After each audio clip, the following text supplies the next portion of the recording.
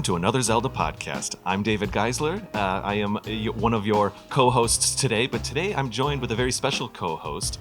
I have Hazel here. Now, Hazel, first of all, Hazel, how you doing? I'm fine, thanks. Fine. Yeah. How are you? I'm well. I'm kind of excited because listeners of the show know that we basically met you at the Video Game Summit episode almost 2 seasons ago, I think it was now. It was like 2 summers ago, and here we are in the middle of winter. Yeah, 2021. Yeah, fair enough. Oh, wow, yeah. Skyward Sword HD just came out. Mm-hmm. That's right. Well, Hazel, you have been such a productive and helpful person on the AZP team. You help manage our Discord, and you help us with a bunch of stuff. And you've also appeared on a couple episodes, but they were always just like the quiz episodes where we'd have like all the different listeners just kind of record themselves and answer their questions or whatever. This is the first time we have you on mic. Yeah, it's quite exciting. I'm excited too. So tonight we're going to be talking. I always say tonight, but it's like 11 in the morning right now as we record this. Tonight we're going to be talking about our favorite mini games, and we had a situation here. I'm going to do listener feedback in a second, but a few days ago on Discord, you actually reached out to me and said, "Hey, my family's going to be in Chicago. Yeah. Just want to let you know, like maybe we could record something." I thought, "Oh my gosh, of course we have to take advantage of this opportunity," and I think you took the blue line in today and found your way over. Took the blue line. I'm a little unfamiliar with the system here, but when I was in Washington, D.C. one time, I took the metro there, and it's pretty much the same. Yeah, basically. So even with my this new apartment that I live in, I'm using public transportation a lot more than I was aware that I would be. Like even all the buses and stuff like that. I used to basically just take the red line to school, and that was about it. Boy, the Google Maps and Apple Maps transit mode is so helpful. Yes, it is. Godsend. It is so nice to have that technology instead of, I don't know. I'm just imagining someone like in their car pulled off to the side of the road, like opening a whole map, just like, okay, so then we turn there. No, I can't do that. 100% have memories of my dad doing that when I was like 10 years old. So this is like 30 years ago. 100%. We pull over into a gas station. The map gets opened up, and he was a good navigator, but that's just what had to happen sometimes. Yeah. And you're referencing where it's going. And then I remember in high school, I would go to like MapQuest.com on the computer, and you'd type in like an address you needed to get to, and then you would print out the directions and then bring the directions with you as you drive. And I remember even then, this is like late 90s, I thought like, this is the future. We've made it. It can't get better. And now here we are. Basically you say, I'd like to arrive here at this time on this day, reverse engineer the trip I need to take. It's so cool. Anyways, this is not an Apple podcast. Apple Maps podcast. This is an AZP or a Zelda podcast. I'm going to do some listener feedback, but thank you so much for being here. I know you had to take the train in and everything, but this is really exciting. I'm excited. This is the first time that I've had a guest over in this new recording space. All right, listener feedback. Should we do it? Yes. I only have 3 today because then we're going to jump into our mini games. But let's see. Here we go. Listener feedback. This is a review over on Apple Podcasts. We've been getting a lot of really nice reviews over there. It's always really nice to see, and I say it every time. But the almost the best way to help the show is to just give us a review on Apple Podcasts and the other ones too, Spotify as well. But they reviews really help the algorithms. Anyway, here we go. This is back in December 12th of 2022. Mia Pona, if I said that right, says, "It was neat to hear David read one of my YouTube comments." Oh, this is our listener feedback on a listener feedback.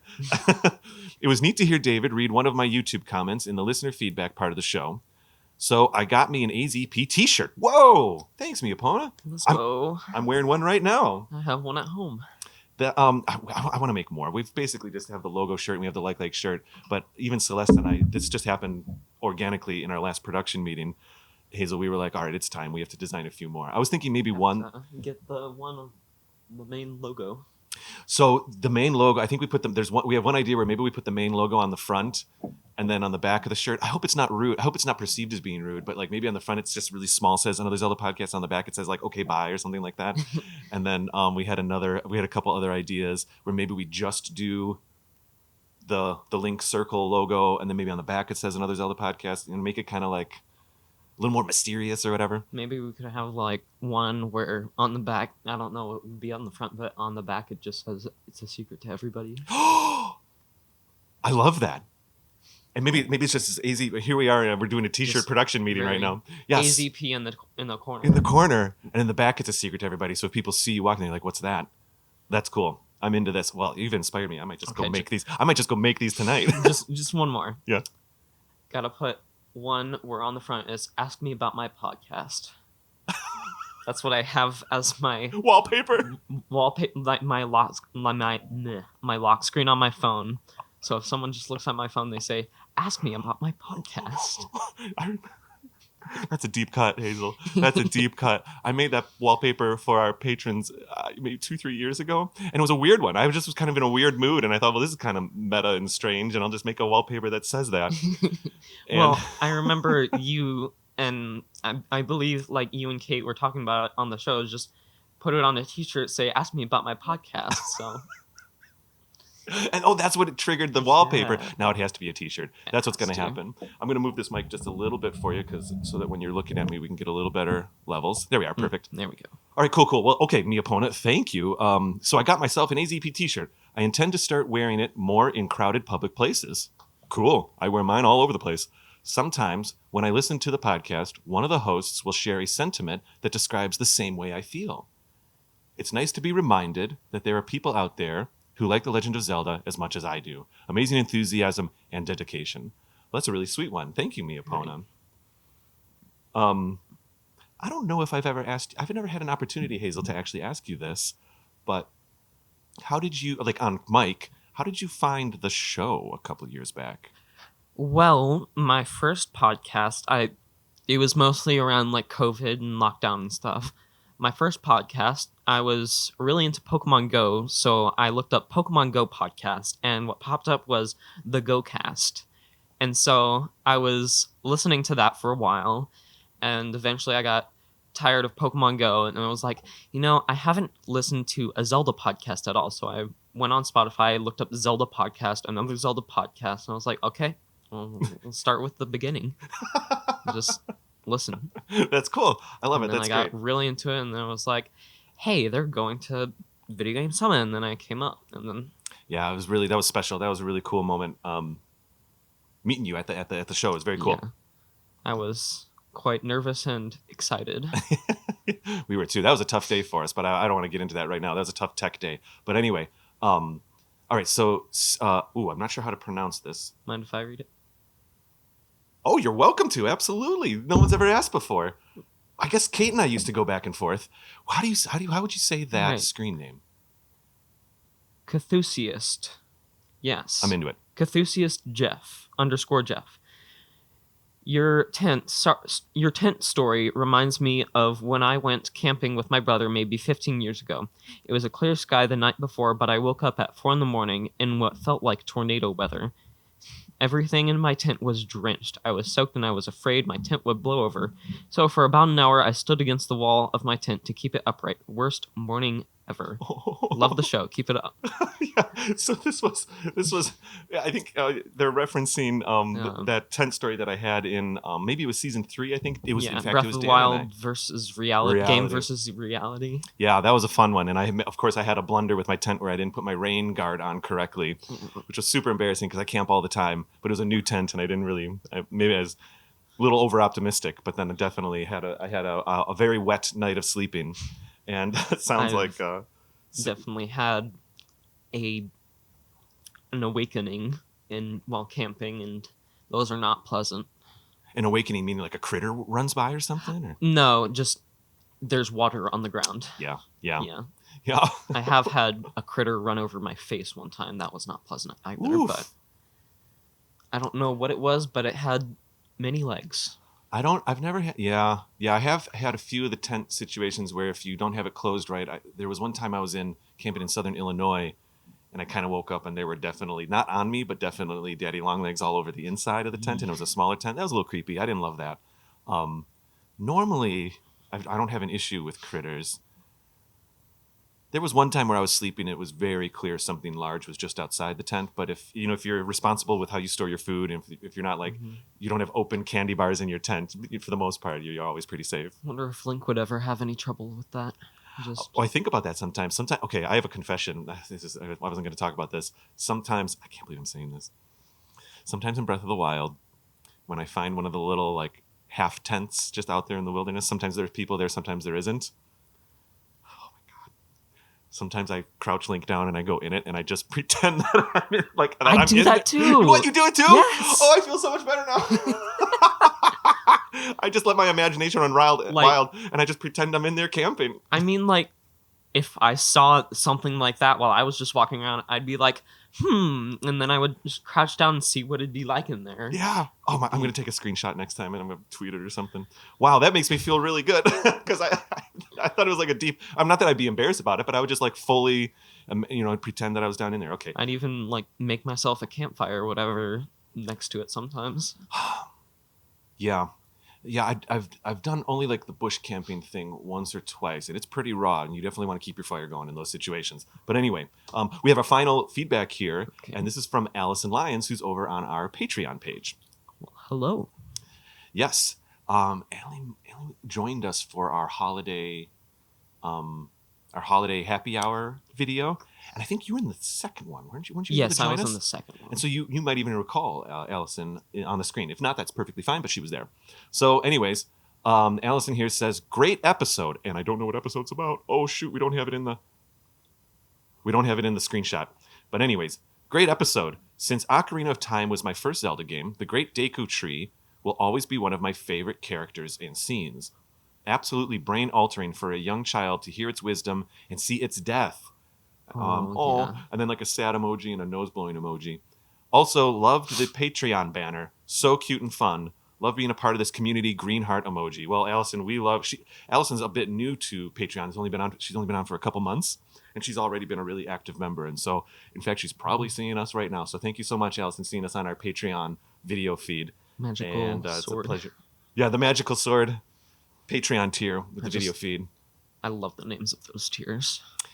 Well, I knew we wanted 3, and I thought, what's something that's kind of classic, and what's something that gets upgraded and maybe only 3 times? And I was like, I think the sword in the first.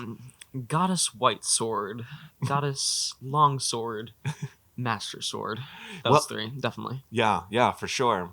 And I thought, like, is this a little too vague if we have wood sword, white sword? And actually, that was really fun to make those graphics because I found the original bitmaps and then I did them in the AZP circle style. It was really fun to make all that. Even that was... Boy, that was almost 5 years ago. How the time passes. All right. It's 2023 now. Year of Breath of the Wild sequel. In fact, do you know what, Hazel? A little bit behind the curtain here. We're recording this early 2023 because of this opportunity that we have. But the truth is, this might be coming out around the time Tears of the Kingdom has just come out. Because I think this is going to be like a March or April. Oh, Tears of the Kingdom is May, isn't it? I'm so excited for that game, but yeah. I am too. I really am. All right, let us get into our topic. Alrighty. So favorite mini games. When we were chatting back and forth on Discord a bit and we were talking about, what could the topic be? Pretty quickly, you were like, how about favorite mini games? Yeah. And what brought that idea to your mind? Well, we've never really talked about it, and there's so many of them, and some of them are good, some of them are okay, some of them are slightly frustrating, but I think there's a lot to talk about for all of this stuff that's just completely optional. Yes. I think the reason we never had a favorite mini games episode in the early seasons was because Kate and I, we didn't really talk about this too much, but we often found ourselves skipping the mini games. We wouldn't dive in too much. So we would talk about it, and we thought, we don't know if we know enough about them. Now I've come to really enjoy the mini games over the past couple of years. And one thing that really made me want to do this category with you was that you might recall a few days ago I said something like, do you want to do it as a top 10 episode or a favorites episode? And I got the coolest response ever. Hazel, you said, I even shared this with Celeste in our production meeting. You said, no, I don't want to do top. I'm paraphrasing, but you said I don't want to do top 10. I want to do favorites because I don't want to be like held down to only talking about 5. Oh yeah, because there are so many. So I think I have about 5 or 6 because I don't play many mini games, but there are some that I really do enjoy. Why don't we start with a few that you might have on your in your notes? Well, the first one that I wanted to go into was the very first Zelda minigame, money making game. I have that on my list. Organically, I have that on my list. Let's do it. That was the first one I wrote down because it was like, well, what's the first one that ever happens? So what happens is like maybe like in the first game, you can go up, left, right into the cave. You can get your sword. I believe, I don't know if this is first quest or second quest. You can go to the left, bomb a wall, and then there's money making game right there. The first time I ever came to find it was in the top right of the map in the tree stump where you think it's a dungeon, but you actually go into it and old man is just standing there like, let's play money making game. I'm like, okay. And then it shows 3 different rupees, basically just the treasure chest mini games. Except you can lose more than 10 rupees if you pick the wrong one. You can either get like 10 rupees, I think, get 50 rupees, and then you could also lose 40 rupees. Here, let me while you're checking something there, I'll speak to it a little bit. I remember coming across money making. I used to call it game of chance because I didn't know any better. You're 10 years old when you're playing this game, but I played it a few times, and at first I remember thinking, oh, this is cool. Maybe I can really make some money here. This is great. I'll keep picking. Oh, definitely. And after 4 or 5 times where I like lost, I was like, I'm out. I'm never coming back. There's no skill at all. It technically is a gambling model. Yes. And I avoided it ever since. But I also had it on my list because I wanted to acknowledge that it was kind of the first mini game ever. And another thing that's interesting about it is that, we've come to experience mini games with The Legend of Zelda in ways where sometimes there's a really exciting, there's new graphics made, or there's a new sometimes track or course created for a mini game in a Zelda game. But this one was really pretty basic from a graphics point of view and from a graphics assets point of view. There's nothing new or special. It's just the 3 choices. It's the normal room, and that's that. It's interesting because like that style comes back later in other games, like just the treasure chest mini games where like I know in Minish Cap there's the treasure chest mini game where you can like go into it, pick a chest, and then it doubles your amount of rupees, and then if you pick the wrong chest, the game's just over. Then you've lost. I really like the person who runs that game because he's like, you should not play this game. Don't like get out of here. And they're like, are you seriously? Do you seriously want to play this game? And then you say yes, and then he falls over. And then gets back out and like, okay, fine. Don't say I didn't warn you. And then when you lose, he's like, see, I told you. Oh my God. Don't gamble. Yeah, right. Yeah, that's almost like, that's kind of a fun full circle play on money-making game, isn't it? But yeah. So, but what I'm saying is you either, I believe, you either lose 10 rupees, gain 10 rupees, or lose 20, 40 rupees, or gain 20 or 40 rupees. I would definitely mostly just like when I was on like Nintendo Switch Online emulator or whatever where I could just rewind. I would my gosh. Do that a lot so that I could get like the magic ring to get the like white tunic and defense up. How far would you rewind? Because I thought I learned somewhere, I don't really know exactly what I'm talking about, but I thought I learned somewhere that the randomization was decided as you entered the room, not when you picked the option. But would you only have to rewind past the pick and then the pick would be randomized again? I don't quite remember. I think I would just rewind to before I entered it. I think so. I think there's something about in the code where the stuff that feels random is actually decided as you enter the room. There's that's how they that's when they run their random number generator or whatever. And so it actually really, that's interesting. If you're going to, like, how far do you have to rewind time and space to have that element be random again? But anyway, I kind of want to jump. I feel like it would be appropriate to jump to another very early mini game, one that I think affected the Zelda series in a fun way going forward. And I actually had this on my list originally as the quote unquote first mini game in a Zelda game. Was it in A Link to the Past?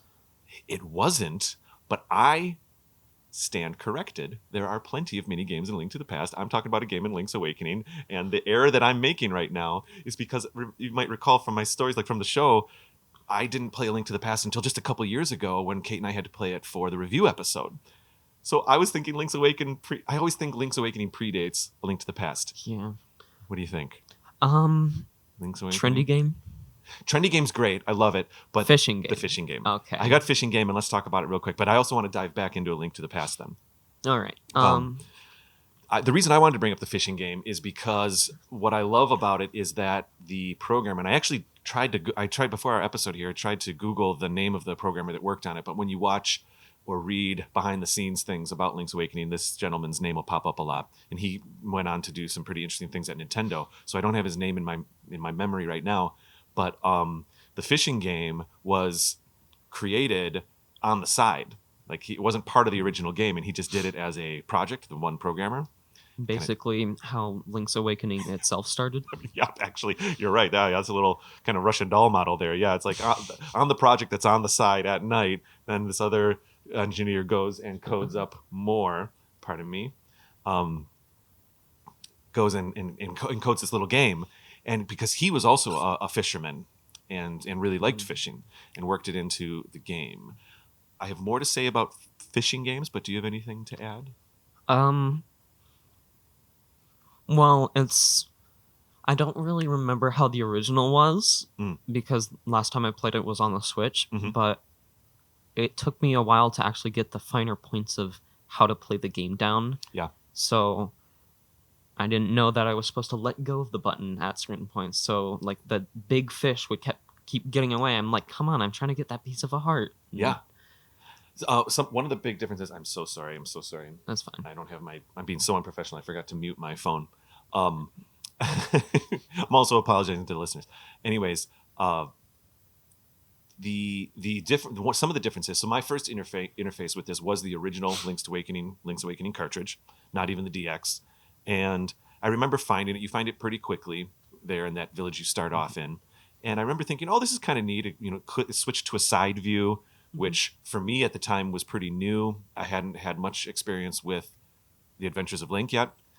And I thought that was kind of fun. And, the holding the button and needing to let go, that's a metaphor for, because when you fish in real life, and I don't fish much, but when you fish in real life, of course, if you have a big fish, you're kind of trying to tire the fish down. So you're reeling in, and then sometimes you actually let the line go again and let the fish swim a bit, and then you yank them and bring them back in. Huh.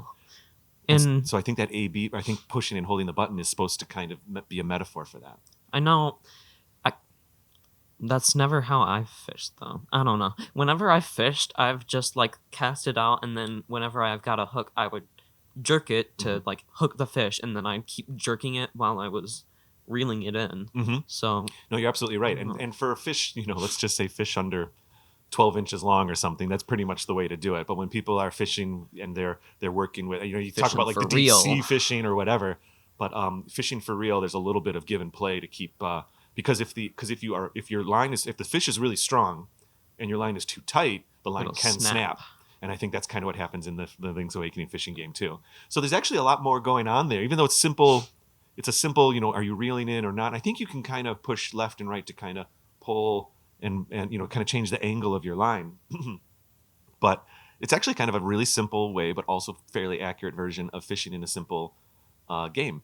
I also wanted to note, and I just want to say it now, even though we may come back to it later, that this gentleman who made the fishing game in Link's Awakening a few years later was also on the Ocarina of Time team. Yeah, the And the fishing story for that. goes, if the sources I've read over the past couple of years are correct, which I believe they probably are, the story goes that he also, the fishing game in Ocarina of Time, or the fishing area in Ocarina of Time, wasn't planned at all, and he definitely built that whole thing after hours on his own, and then presented it, and then they were like, "Oh, sure, I mean, it's done. Let's put it in." That's And he amazing. just loved it so much. And then of course that inspired the Twilight Princess fishing and all of that Yeah, kind of stuff. So even the Ocarina fishing game, I don't know if it's really a game, but the fishing experience, even that was kind of a secret project that wasn't part of the original plan. that's amazing. Yeah, I love it.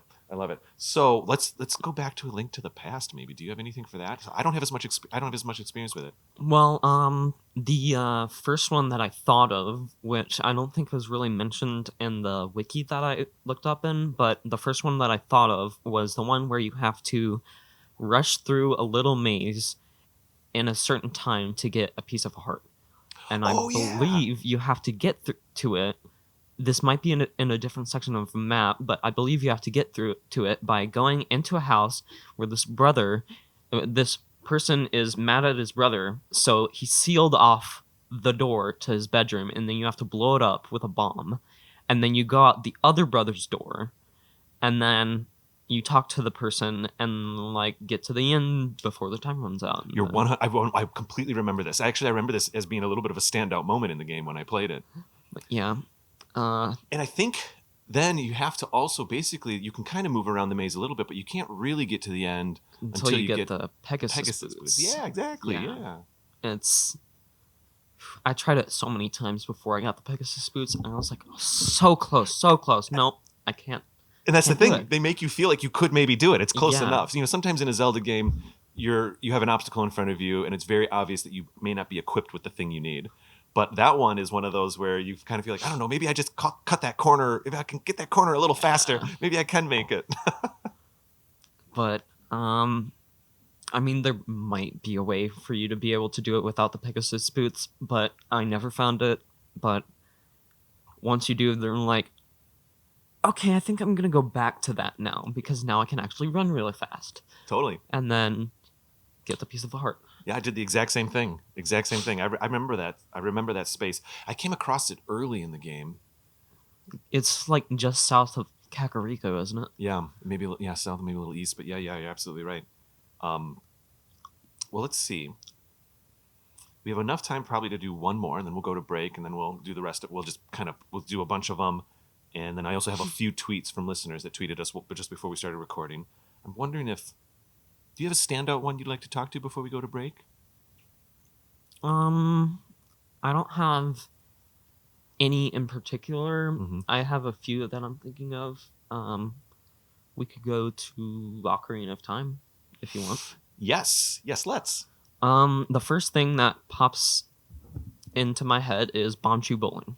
Sure. Yep. I would spend quite a while in there to try and perfectly line up my shot to place the Bonchu down and then get it to go into the hole to go to the next wall. And then I was like, why are there cuckoos just in the middle of the game, in the middle of the floor? Am I going to have to run out of the shop because I keep trying to blow them up? Thankfully, I don't believe that happens, but it would be quite frustrating, but still quite satisfying when I would finally line it up and get it to like maybe go diagonally onto a wall. To me, it sort of felt like random. Would it go like to the left or to the right when it hits the edge? I agree. But then you would finally get it all the way to the end, and then you would get like a piece of a heart, and then later I think maybe a bomb bag upgrade, and then you would also get like bomb chews and stuff. Yeah. But yeah, I played that minigame so many times mainly because it's one of the minigames that you play as Child Link, and I only really played. I have a confession to make. I've never actually beaten Ocarina of Time. Whoa. No judgment at all. So I would usually play when I was playing games as a kid, mostly on the N64. I would play like Super Mario 64, Ocarina of Time, and I would play for in the case of Ocarina of Time, I would play the first 3 dungeons, get to Adult Link, maybe get through Forest Temple, and then I would like leave for a little bit, and then I'd come back, and I'm like, I don't quite remember where I was, so I think I'll just start at the beginning. So I would play through the beginning of Ocarina of Time so many times. Yeah, my younger sister had this almost exact experience. Every time she'd maybe get to the Forest Temple, but there is a little bit of a lull once you enter Adult Link. There is a lull in the beginning. There's a little, oh shoot, that was a timer, and I thought I had a stopwatch going out of timer. Well, we're just phone noises all over this episode. Would you agree? Like, when you get through the Temple of Time, and I think you're expecting, this is going to be this amazing experience. I'm going to be Adult Link now, but you get out there and big and strong. And yeah, no, everything's horrible. And you walk out, and then redeads, and you're like, I'm remembering this one section of a terminal montage video, Ocarina of Time, where Adult Link walks out of the Temple of Time, and it's like blowing wind, redeads all over the place, and Link's just backing slowly back into the Temple of Time, and then busts through a wall and runs screaming out. That would have been me if I could have done that. I see. Also, I think, actually, I remember the one motivation that my younger sister would tell me about that she had as Adult Link would be she at least just wanted to get to Epona. And then, if she could get to Epona and ride Epona around, she was set. The game was done. Yes. Just ride Epona around. And so she never got much past, maybe not even Death Mountain, which is perfectly fine. But I think a lot of people, the thing I'm kind of circling around here is I can totally understand that experience. I know some people that would only play as young Link back in the day, back in the late 90s. And I think there is a lull going into Adult Link, as I just said. But I think it does, there's a good 20 minutes the first time you play that game where you're kind of like, I don't know if I like that. I don't know if I want this. I don't know if I need this in my life, because everything's really dire and you don't know what to do. Thankfully, though, you can freeze the redeads with the Sun Song, yep. Which I know in those first few parts of Ocarina of Time, you would get the Sun Song, and then you would go back and immediately just play the Sun Song to freeze the redeads, because nope, I'm not going anywhere near those things. I would not touch those things with a 10-foot pole. I hear you. The final point I wanted to make was that even though there's that lull after the third dungeon before Forest Temple, once you go to Adult Link, I think from a narrative point of view, it was a smart choice. I think to feel that desperation and despair, because everything's taken over by Ganon. Now you probably have the courage to fix everything, the motivation to fix everything that's happened, and it's the low. The thing is, so usually in a film, like the low point of a story usually happens at the end of the second act. If a film is 3 acts, so usually somewhere about 66% through is when your hero finds time that the times are the worst, and then they find their way, and then the third act is usually some kind of triumphant narrative thing. Mm-hmm. This is interesting because, in my opinion, this is a situation where if we could look at Ocarina of Time as the first act being Child Link, and then Act 2 and 3 being parts of Adult Link, it almost mathematically works out that way when you think about the dungeons, I just realized. But his low point is at the beginning of Act 2. And that's a challenging place for a typical narrative to have the low point be, if I may. I think we should go to break. I see Dan in the window here. And we'll be right back, and we'll keep talking about some of our dungeons. All right. Excellent. See you there.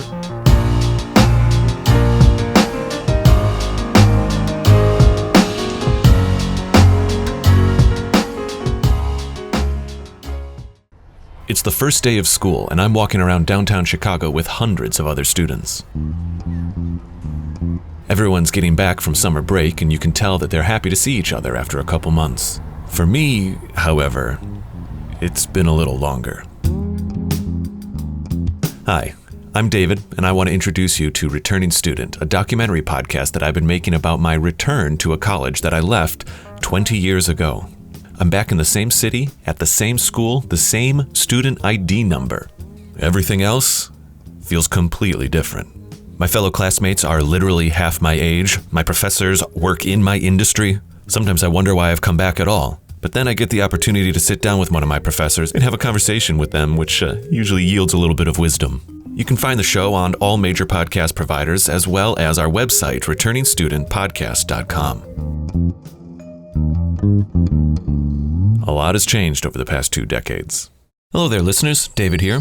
You know, the whole team at Another Zelda Podcast appreciates every bit of support our listeners give.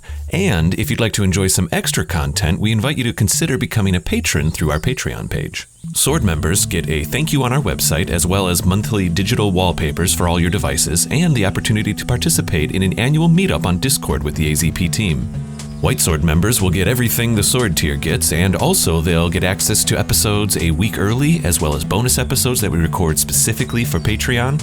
A new thing we're doing is monthly Discord meetups where we'll play trivia and hang out with you as well.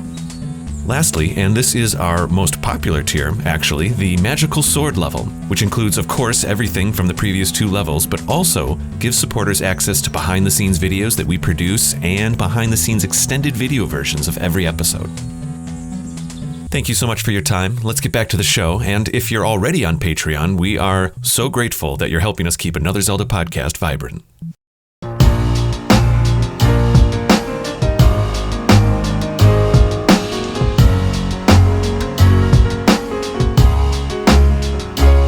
You could have a bunch of cooked stamina fish or stamina potions or whatever. But my niece over the holidays, this most recent holiday time, she's in the spot where she's trying to buy her house over in Hatno Village. Mm-hmm. And she was like, Uncle David, how do I get the rupees? I just can't find any rupees. And I said, smash rocks and sell the minerals. Just smash rocks and sell minerals. It's not the best like way. the other games. You can't find hearts or rupees. Well, you sometimes find a purple rupee under a rock, but I guess the Minish aren't working quite as hard as they used to. Yeah, did you? Oh man, yeah. Everyone's seen it at this point. The concept art of having the Picori and the Minish in Breath of the Wild in the first place. That would have been very fun. That would have been really cool. But we'll save it for another day. Yeah. I don't think there's going to be anything like that in Tears of the Kingdom. It doesn't look. There's no implication that there's going to be a scale size shifting or anything like that. No. I don't think so, but So we've got. I did play this mini game. I remember it jumping off of the top Eventide of Island. Eventide. I almost called it Everest Island. Eventide Island. And the other one that I kind of have fun with when it comes to gliding is the one where you talk to the gentleman, you go up on the hill, and he says, "How far can you glide?" Oh, I think that's at the top of a Sheikah Tower. Could be, yeah. Oh, yeah, you're right. It is on the top of Sheikah Tower. Yeah. Oh, I was confusing that with the one where you race up the hill. But yeah, the top of the Sheikah Tower. Yeah. And one of the ways you can get a good score on that one is to use fire arrows in the air to light the grass on fire and create an updraft. You basically fire updraft hop. It's almost like it reminds me. This is dumb, but it reminds me of the lily pad hopping in Majora's Mask. But it's very I've seen there are YouTube videos out there of people going all the way across Hyrule and getting to the other side and stuff like that, just hopping along. I have seen a YouTuber of I watch hack the game and make it so that you can just have infinite stamina, and when you're paragliding just go up. And he was doing a section where they were doing that mini game, and they're like, oh no, I'm gonna land, and then just all the way up. Nope. That's great. Do you have any other Breath of the Wild picks? There's the if I may, the mini games in Breath of the Wild are kind of interesting because they're vague in that it's not like I go to the town and here are the 5 buildings that have the bowling and the arrow shooting and the whatever. That doesn't really happen in Breath of the Wild. It's kind of more like you come across these mini games by accident. It's like, oh, here's a weird rock. I guess I'm bowling now, stuff like that. Yeah. There's 2 that I can mention quickly. There's the one where I don't know if this is a mini game or if it's just in one spot where you open a door to get to a shrine or whatever, but where you throw snowballs. There is a snowball bowling one. Right. The one that I was thinking of is where you have to pick a certain spot to put a snowball down to bust open a door to get to a shrine. Yep. But there is one. And that's technically a shrine quest, that one. That one's basically you get to the shrine and getting the snowball to hit the door was really the you have to task. Put a Cryonis thingy to get it over a ditch. Yeah, that's right. That's right. But there's like snowball bowling, and then there's the shield surfing minigame Yes. with the one lady at the top of the mountain. I forgot her name. Oh, I don't remember her name, but I do remember playing this. I remember my first Selmy. playthrough. What was it? Selmy. Selmy. My first playthrough, I did the shield. I didn't shield surf much on my first playthrough. I don't know, just because it does take like a 3 or 4. It's a kind of once you're used to it, it's not complicated at all. But when you're first playing the game, it's like jump, then while in the air, then push X, and then push, then hold R. Like bring your shield out, then jump, then push. You know, it's kind of a thing that's not super intuitive to activate. Because you have to do it mid jump and then push a couple other buttons. So I really didn't shield surf at all my first playthrough. I played around with it once in a while. So I did that mini game once, and I wasn't good at steering or anything. And I was kind of like, I'm good. I think I'm out. But on my second playthrough, I actively tried to shield surf more just for the heck of it. And I played that mini game tons of times. It was fun. Yeah. It really goes for a while too. You travel. I mean, if we're just looking at like the longitude and latitude, depending on the path you take, which I think I took the wrong path a few times the first time I played it. Oh, yeah. And they were like, what? You only got however many meters? That's rookie numbers or whatever. But it reminds me, you know, when you're shield surfing in Breath of the Wild, it almost reminds me of, I didn't have this on my list, but it could be an honorable mention, the river stuff in Twilight Princess. Ease's Rapid Ride. Yeah, you're absolutely right. Man, look at this. You have to use the bomb arrows to... Well, that actually starts with you using bomb arrows to clear a path to get to Lake Hylia. And then you can come back and like shoot pots and get a bigger bomb back. Yeah, and that also is kind of like a long stretch, and it gets a little epic. And to my surprise, when I played the shield surfing game proper, it kind of got a little epic. You know, you get down into the canyon for a while, and you really pick up some speed. And I remember thinking, wow, this actually is pretty neat. And Breath of the Wild is just so beautiful, and you can just look at all the stuff while you're zooming past, and I know, I agree. And another thing that's fun about Breath of the Wild is that all of these mini games are happening, all of them, most of them, if not all of them, are happening essentially in the code of the overworld. So we're not going into, you know, when we talked about Go On Racing back then, they had to load a different area just to have it happen. And so it is kind of cool when you're rushing down a mountain on a shield and you're like, oh, all this data is just streaming in right now. This is still living inside the open world code. I think that's pretty neat. You know, that you can embed all these action elements right there in the overworld. I think we'll get to some Twitter listeners in a minute here. We have a few minutes left, but do you have any others that you'd really like to talk about? There's one in I haven't mentioned A Link Between Worlds. There's Octoball Derby and A Link Between Worlds, where you're sort of playing baseball, except when you hit the ball, you don't run. You're trying to aim a bat that... So an Octorok is shooting, like, baseballs at you, and you have to aim your bat so that you hit different pots. And, like... It's quite frustrating at first because you like only have the circle pad and you're like, how am I supposed to aim like at that pot on the up, like the plateau rising thingy? But you get like different rupees when you hit certain pots, and then you can hit a crab to reset all the pots, and then there are these crows that are worth like 20 rupees if you hit them, that are just flying around in the air. But I think it's kind of funny that they just put baseball in a Zelda game. I know. I remember it too. And it kind of happens in that spot where in A Link to the Past, it's, I think, where you get the flute or the shovel or something, where the little guys like playing the song. Oh, yeah. Like on the map, it's about that space. So when I was playing Link Between Worlds, of which I haven't beaten yet, I'm still only about halfway through it. I put it down a couple years ago. But I was really enjoying it so far. I think I put it down to actually play A Link to the Past for the review episode from a couple seasons ago, but I digress. I remember going up into this area and being like, oh, I wonder what mysterious magical creatures I'll meet here, like in A Link to the Past. And it was like, oh, baseball? What? It's like the proper, like the fences are there and everything. You're like, this is really, I didn't know they had so much baseball in Hyrule. But that's a good one. And I also, I haven't experienced this yet, but I saw online a lot of people were talking about there's something where the cuckoos attack you and you have to avoid them. I haven't done that yet. Here, let me... Cuckoo Ranch, I guess, is what it's just called. Yep. there are different difficulties. There's even an endless one at one point, but there are cuckoos flying in at all different angles, and I don't know. I think there's like an older game like this, but the only thing that comes to mind is a mini game like New Super Mario Bros. Where you have a bomb that you're guiding around with a stylus, and there's a bunch of fireballs on screen.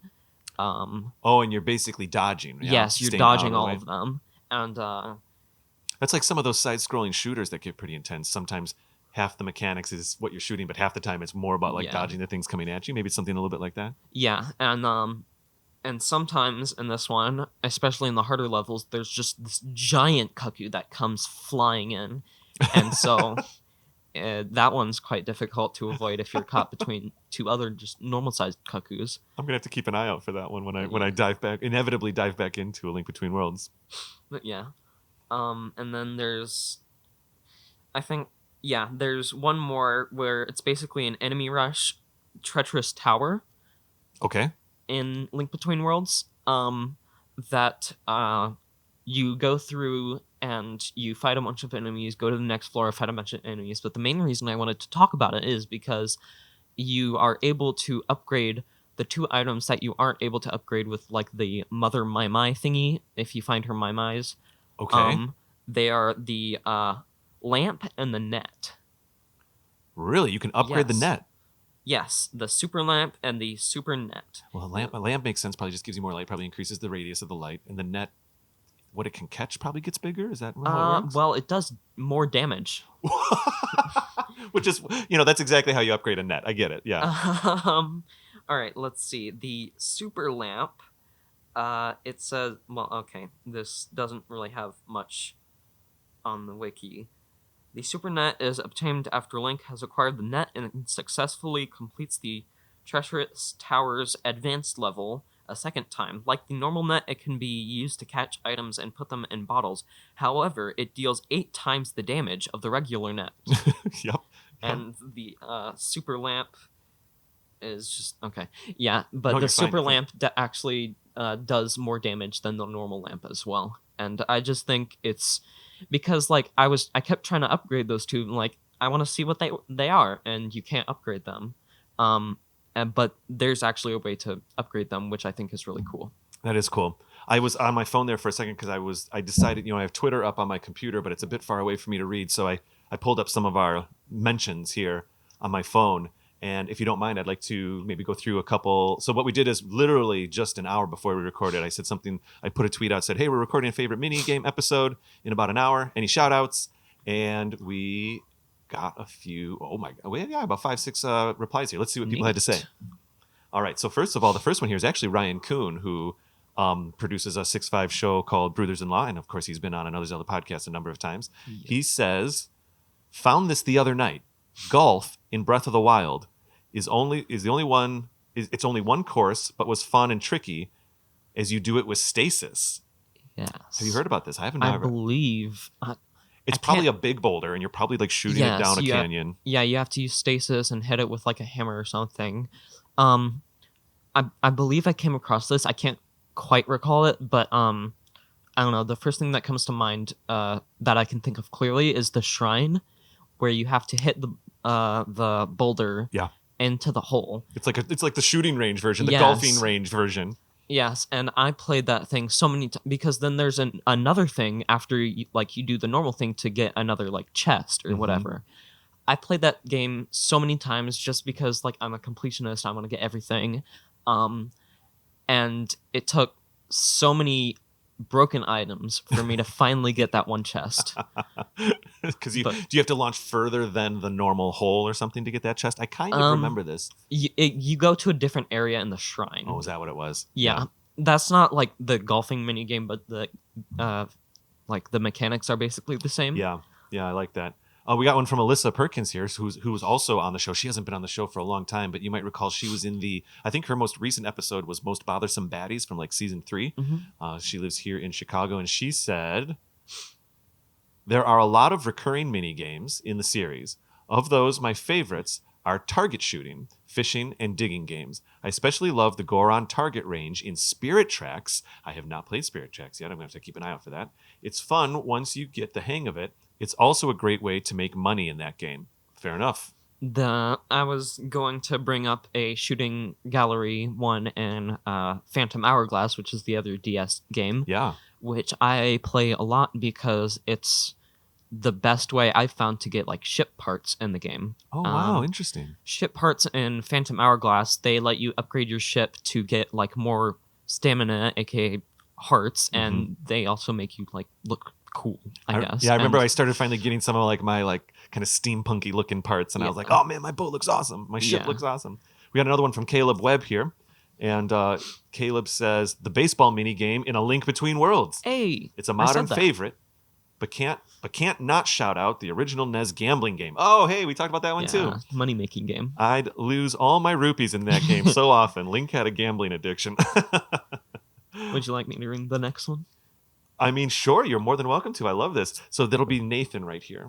All right. Let's see. I have not read these ahead of time. Nathan Parkinson says, My wife loves all of the mini games and loves to spend lots of time on them. One of my favorites is the Star game in Twilight Princess, especially because the host dresses like Tingle. I almost had that on my list. I almost had Star game on my list. Actually, why don't you do the final one too in a second here? But the phone may go to sleep on you. So the Star game, Kate and I have spoken about that game many times. We have a like kind of a love-hate relationship with that game. The guy who looks like Tingle, that's fun. The lighting in there is kind of fun. And at first it is kind of fun when you're kind of you're basically in a cage and you're Spider-Manning back and forth trying to get all the stuff. And sometimes I have a ton of fun with it, and then sometimes I'm like tremendously frustrated with it. Yeah, it depends on the mood I'm in for like the day. All of the platforms get in the way at exactly the wrong time, or maybe it's the right time. But Nathan, I think that's a great shout out. What is our final tweet there? I think that's the last one that we've got. Yes, Jack Bro, I believe, Brough. Jack Bro says the Beaver Race in Majora's Mask and Patch's Crazy Cart and the Oracle of Ages. Crazy Cart. I'm playing Oracle of Ages right now. I'm only on like the 4th or 5th dungeon, so maybe I haven't gotten to that yet. And the Beaver Race, I cannot recall that. Beaver Race is like around the Great Bay Area, and you do it so you can get a bottle, so you can like get Zora eggs and stuff. Interesting. And I think I do remember the Beaver character now. When I was playing Majora's Mask, it was quite frustrating for me because like I went to where people said the Beaver Bros were, and I saw something in the river, and I was like, oh, that's an enemy. I'm not going to go near it. I went through the entire course of the Beaver Race, got to the end, I was like, where are these people? I went to the beginning, I was like, oh, that's not an enemy. It was them down in the water. That's the people I'm supposed to talk to. I 100% remember this now. Yeah, you're right. Forgot about those beaver guys. Yeah, that was great too. And I had one more honorable mention, and we were speaking about it on break between the two acts. But I think you mentioned real quick, you were like, oh, what's the Goron dancing game in Oracle of Ages? Yeah, Goron dancing thingy. So I've definitely played it. I played it when I played Oracle Ages the first time 20 years ago, 30 years ago. And I just replayed that exact part on my 3DS right now with Virtual Console. And it's basically a rhythm game. It's basically a rhythm dancing game. And the way it works is you have to push left or right or A or B to do like push A and everybody pirouettes or something, B and everybody plies or something like that. And then left and right and up and down. There's this mechanic where you're moving around in a loop around the main dance leader. So the way that it's unlike, you could say, oh, it's like DDR, but just with buttons. But of course, unlike DDR, you do not have just arrows coming up a screen. Yeah. The way that you're queued up with the move to do, I thought it was really kind of brilliant. So there's a bit of there's like a metronome going, like a kung, kung, kung, kung, and then you have to do a move. And if I remember correctly, the leader in the beginning, on like the second beat, they'll do the move, and then you have to do the move with all the other Gorons on the fourth beat. Because what you're trying to do is you're trying to blend in. They're basically, it's a little bit like the sumo wrestling in Twilight Princess. The Gorons are like, you're not a part of our tribe yet. You got to prove it or something, right? And blend in with our culture. And so part of that blending in is by executing this flawless, like dance that they do. Mm-hmm. And so if the leader does the move and then all the other Gorons do the move and you have to try to do the move right, and if you miss once or twice, then it's enough where they're like, you don't know us, and you get kicked out. But that was a really fun.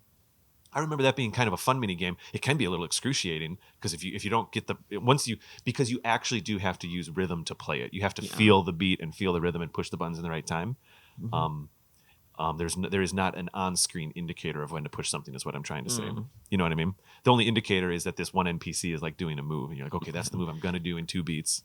That kind of reminds me of like Cadence of Hyrule, where that entire game is just rhythm based. 100%. I had a hard time adjusting to Cadence of Hyrule. I love the game very much, but when I get in, sometimes I just want to walk around, and I'm like, no, go to the rhythm. But it's all good. That is a fun game. Well, Hazel, I think we've done it. I think we've made a pretty comprehensive collection of mini games here. I hope so. If people want to, I've never asked you this before, but if people, well, certainly I do know this. If people want to stay in touch with you, they can definitely find you on our Discord channel, managing just about every single channel on there. I really, really appreciate the energy you've put into it, and how you've really kind of kept the community alive over there for AZP. What is your handle on Discord? I think it has Hazel in it, right? Well, my my nickname on the AZP Discord is just Hazel. Got it. My like Discord handle is like uncurable or whatever. Oh yeah. I should probably change that at some point because I don't really use it that much. But other social media, I don't really have any other social media. That's totally fine. I mean, Twitter is Twitter right now. And then that's cool. I'm only really on Discord, so tremendously active on Discord. I'll just about every production meeting. You know, I know Celeste gets in there a little bit. Shane helps us out a lot in there as well. I'm only able to dive in once in a while.